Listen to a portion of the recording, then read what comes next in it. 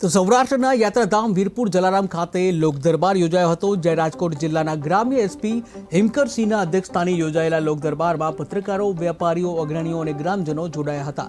લોકદરબારમાં traffic સમસ્યા સહિતના અનેક મુદ્દાઓનું તત્કાળ નિરાકરણ લાવવામાં આવ્યું.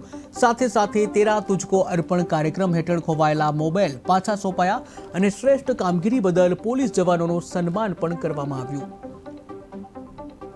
સામાજિક તત્વો છે, મેં પહેલાં કીધું કે આ લોકોના જે દબાણ છે તે દૂર કરવામાં આવી રહ્યા છે. પછી આ લોકો વિરુદ્ધમાં પાસા અને તડીપારની કામગીરી જે છે એ કરવામાં આવી રહી છે. 15 જેટલા પાસાના વોરંટ અત્યાર સુધીમાં ઇસ્યુ થઈ ગયા છે અને તડીપારના પણ ઘણા બધા કિસ્સાઓ જે છે એ સામે આવ્યા છે. અને આમાં જે અમારા રેવન્યુ તંત્ર છે એના પણ સહકાર મળી રહ્યું છે. અને છેલ્લા 2-3 માસમાં ઘણી બધી હદપારી જે છે એ અસામાજિક તત્વોની કરવામાં આવી છે. પોલીસ આપના માટે છે, આપની સેવા માટે સદૈવ તત્પર છે. પોલીસ આપની મિત્ર છે. એવું નથી કે અમે આપ આવશો અમે સાંભળીશું નહીં.